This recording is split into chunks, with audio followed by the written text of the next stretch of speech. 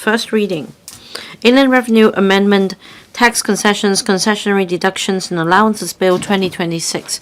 Stamp Duty Amendment Bill 2026. Second reading. Secretary for Financial Services and the Treasury.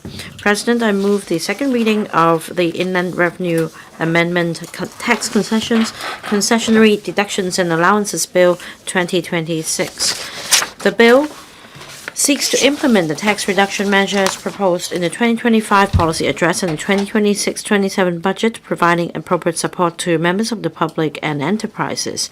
First, the bill provides for a one-off reduction of 100% of salaries tax, tax on the personal assessment, and profits tax for the year of assessment 2025-26, subject to a ceiling of $3,000 per case.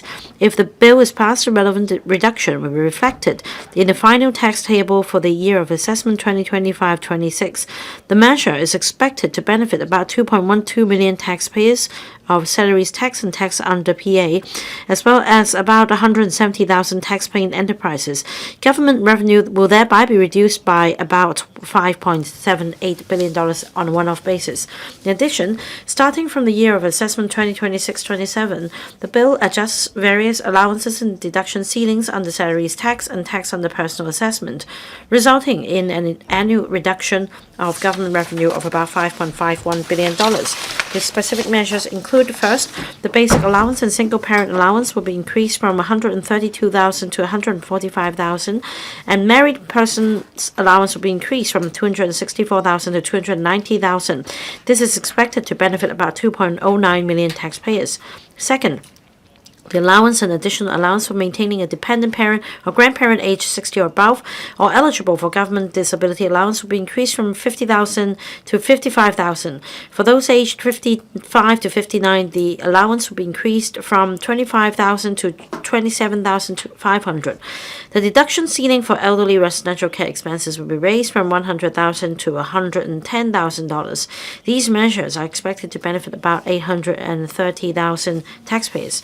Third, the child allowance and additional child allowance for newborns will both be increased from $130,000 to $140,000. The period for claiming the allowance for a newborn will be extended from 1 year to 2 years. This is expected to benefit about 360,000 taxpayers. These adjustments have fully taken into account the prevailing economic circumstances, views of the community, the government's fiscal position.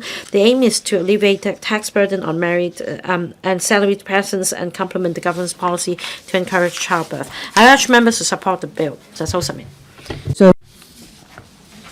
I now propose the question to you that the aforesaid bill be read the second time.